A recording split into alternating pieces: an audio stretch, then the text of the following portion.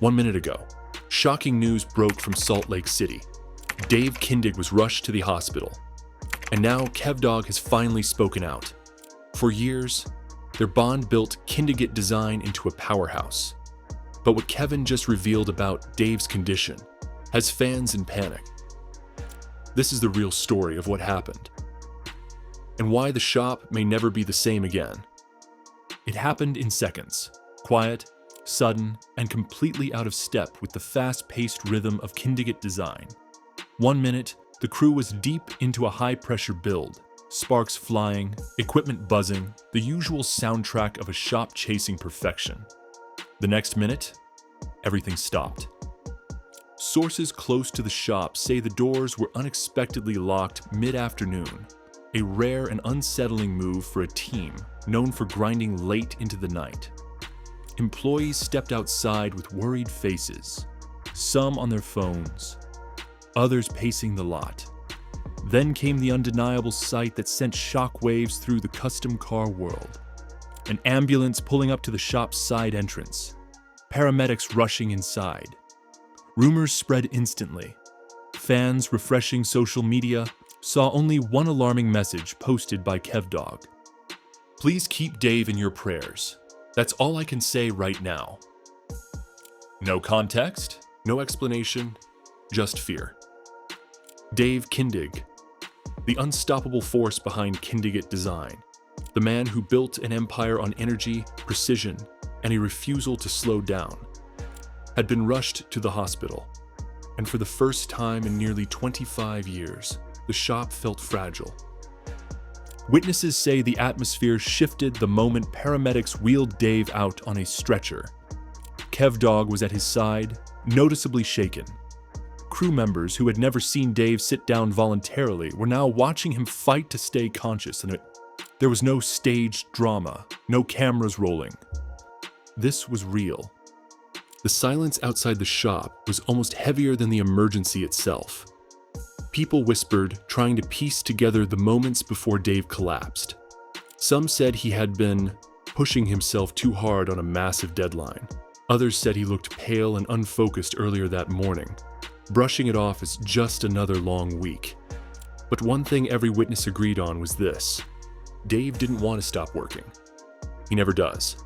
And this time, that stubborn drive may have gone too far. As the ambulance pulled away, KevDog turned back toward the shop with a look fans had never seen. Fear mixed with guilt. The expression of someone who had been warning Dave for years to slow down, only to watch the consequences unfold anyway. The news spread quickly. Dave Kindig was in the hospital. No one knew how serious it was, and KevDog, the man closest to him, was finally ready to speak out. To understand the weight of what happened, you have to understand who Dave Kindig was inside the walls of his shop. Not the TV personality, not the polished host of Bitchin Rides, but the man who lived and breathed design with an intensity few could match. Long before the world knew his name, Dave was the engine of Kindig-It Design. Everything ran because he ran. Everything moved because he pushed it. Dave wasn't the type of leader who sat in an office dictating orders. He was on the floor every day, hands on sketches, hands on mock-ups, and sometimes hands on the tools themselves.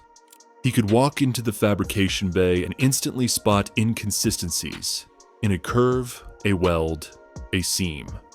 He would stay late reviewing renderings, adjusting angles, or rethinking an entire concept because it wasn't bitchin' enough. That perfectionism built a brand known across the world, but it also built a pressure cooker around the man at the center of it all. Inside Kindig-It, employees describe Dave as a mix of relentless drive and father-like mentorship. He pushed them hard, expected excellence, and refused shortcuts. But he also cracked jokes, encouraged creativity, and treated his team like a family. Still, everyone knew, whether they admitted it or not, that Dave's work ethic was superhuman and that pace came at a cost. Over the past year, the signs were there. Dave's schedule became more brutal. The demands of global recognition, SEMA deadlines, Customer expectations and constant filming left no room for rest. He worked through colds, migraines, back pain, thought exhaustion.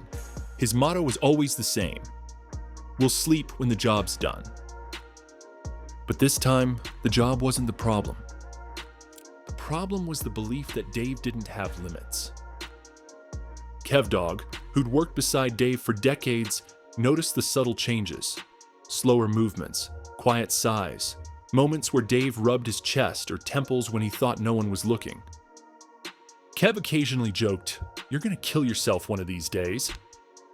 But underneath the humor was real concern.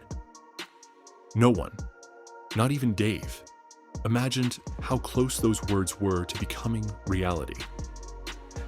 The week before Dave's collapse was described by employees as one of the most intense stretches in recent memory.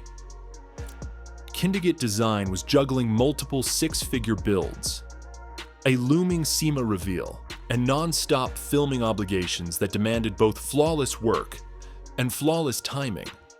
Dave, as always, took the weight of everything onto his own shoulders. He arrived before sunrise every morning, often the first car in the parking lot. Workers say they'd walk in to find him already sketching revisions for a customer whose car was due in 2 months, rearranging the build schedule, or filming promotional content he had no time for but felt obligated to deliver. He skipped breakfast, then lunch, then breaks entirely. By the third day, people noticed something was off. Dave moved slower, taking deeper breaths than usual.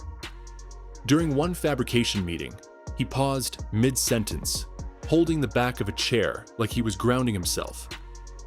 When someone asked if he was okay, Dave brushed it off. "Just dehydrated. Keep going." Later that afternoon, he lost his train of thought while reviewing a chassis modification. Something that never happened. He laughed it off, but Kev Dog caught the flicker of worry in his eyes. The next morning, Dave showed up even though he'd barely slept. The team insisted he take a break. He wouldn't. Responsibility weighed heavier than ever. There was a VIP client flying in, a delivery deadline that was already tight, and a camera crew that rearranged episodes around his availability. Dave felt like walking away, even for a day, would cause the entire machine to stall. The final warning sign came the night before the incident. Dave texted Kev Dog at 2:17 a.m. with a revised rendering and the words, "We're close. Big week ahead."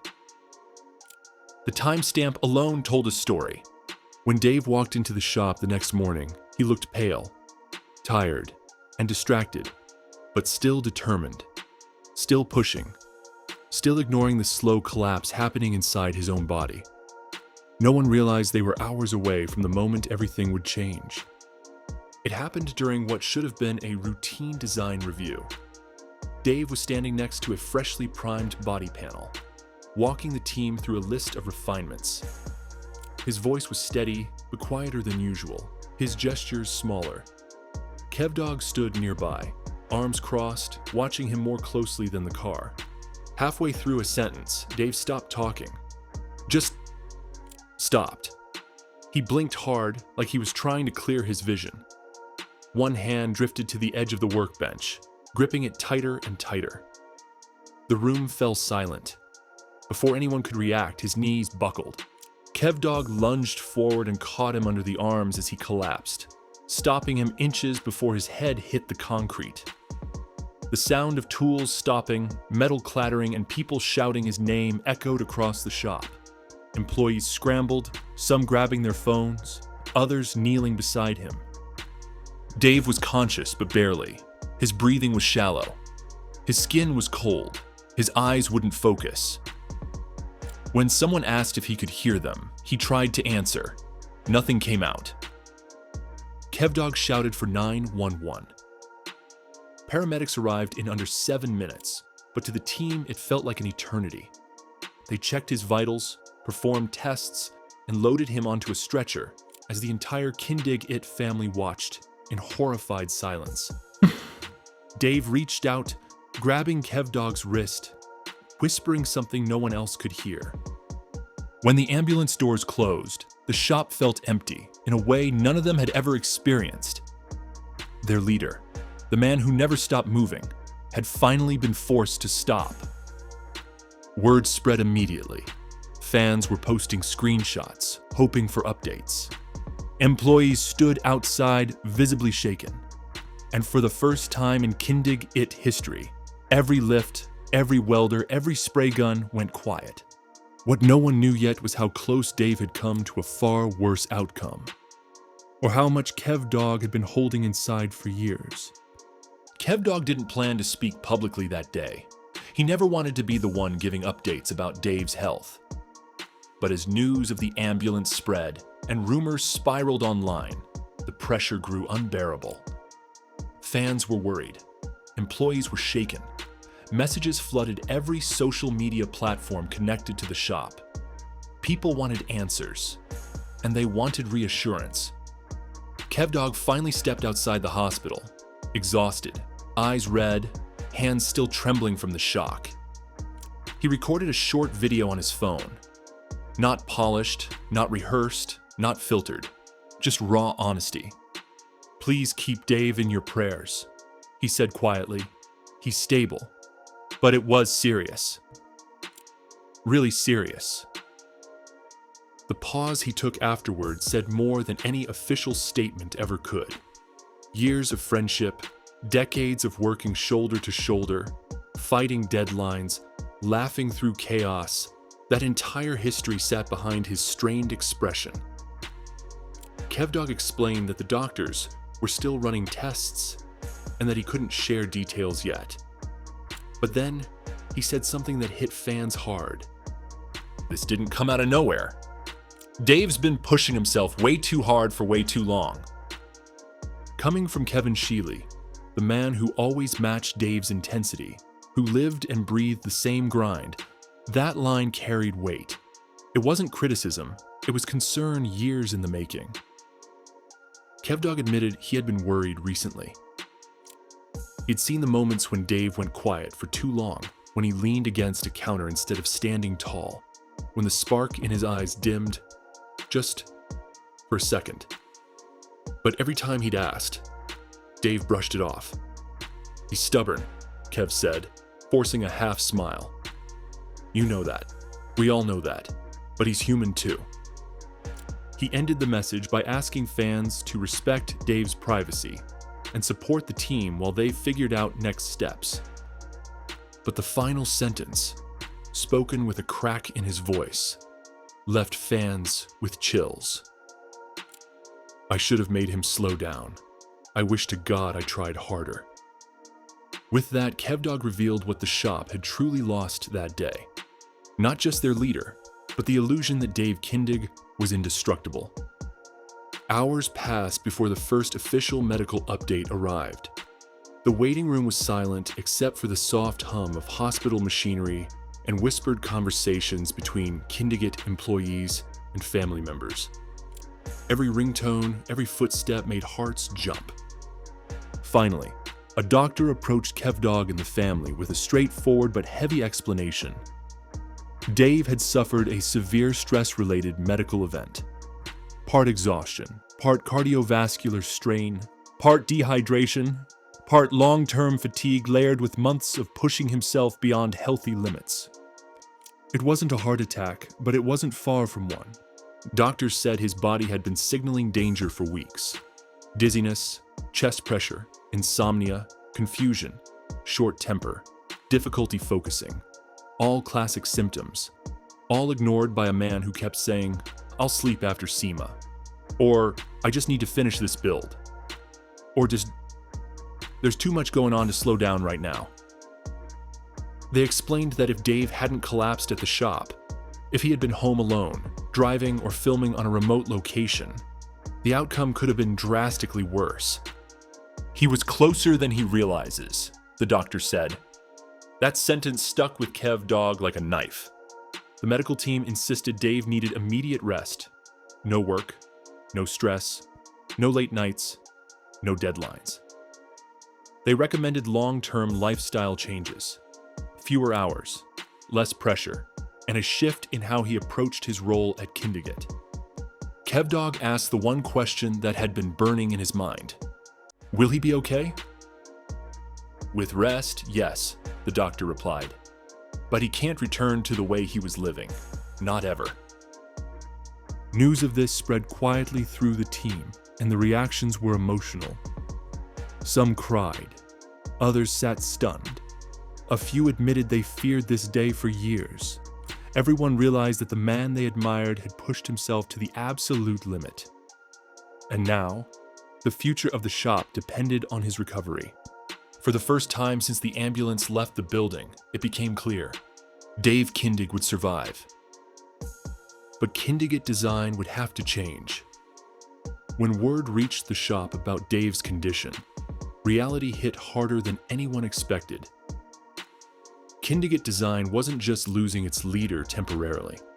It was losing the central pillar that held every moving part together. The shop had never operated without Dave's steady presence. He was the creative director, the motivator, the problem solver, the face of the brand, the reason customers traveled across the country with blank checks and impossible dreams. Now, for the first time ever, the bays were quiet. Projects scheduled for delivery were suddenly on hold. Customers were notified that deadlines were being reevaluated. Vendors were placed on standby. Production crews paused filming, leaving cameras dark and empty sets frozen in place. The rhythm of the shop, the heartbeat Dave created, was gone. Employees described the atmosphere as eerie, uncertain, and emotionally heavy. Some admitted they didn't know how to move forward without hearing Dave's footsteps pacing from bay to bay, or his familiar voice calling someone over to look at a design change. Then came the bigger question, the one no one wanted to say out loud. Who takes charge now? Eyes naturally turned to Kev Dog, the next longest-standing figure at Kindig-It. But Kevin wasn't ready to think about leadership shifts. His focus was on Dave's recovery. Still, the team needed direction. So Kev Dog stepped up, not as a replacement, but as a guardian of the shop's spirit. He organized meetings, reassigned duties, and made sure the team knew one thing clearly.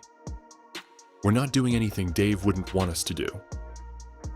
And we're not pushing ourselves the way he pushed himself. That ends today. Some worried customers complained. Others sent heartfelt messages. Most just wanted Dave healthy again. The world suddenly saw how much weight he had been carrying and how much the shop depended on him. But something unexpected happened too. The team pulled together with a unity Kindig-It hadn't felt in years. Employees who rarely interacted started collaborating. Managers stepped into roles they never expected. Mechanics began taking on more responsibility to keep builds moving. A new question emerged. What would the future of Kindig-It Design look like if Dave couldn't return at full capacity? And for the first time, the possibility felt real. Kev Dog had always been Dave's right-hand man, the muscle to Dave's vision, the fire to his ambition, the brother he chose long before the world ever saw their bond on television. For years, fans viewed them as unstoppable, a perfectly balanced duo who thrived on chaos, creativity, and relentless work. But what Kev Dog revealed after Dave's collapse exposed a truth that had been building quietly behind the scenes. In a somber interview outside the hospital, Kev Dog admitted something few outside the shop ever knew. Dave's collapse didn't happen in one day. It happened over years. He described the pressure Dave carried, pressure from customers with million-dollar expectations, from TV deadlines, from sponsors, from fans who expected perfection every time. But the heaviest pressure came from Dave himself. Dave didn't just want to be the best. He felt responsible for everyone around him. Kev's voice cracked as he talked about conversations nobody else witnessed. Conversations where Dave confessed he felt guilty stepping away even for a few hours. Conversations where he said he couldn't slow down because too many people depended on the success of Kindig-It Design. There were times I'd find him working alone at 3 a.m., staring at a car like it was going to judge him, Kev said. He never just built cars. He built expectations for himself he could never escape. KevDog admitted he'd tried to intervene. He'd warned Dave, teased him, pleaded with him.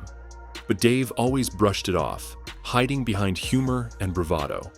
He'd say things like, "What else would I do? Retire. I'd go insane." Or, "We built this.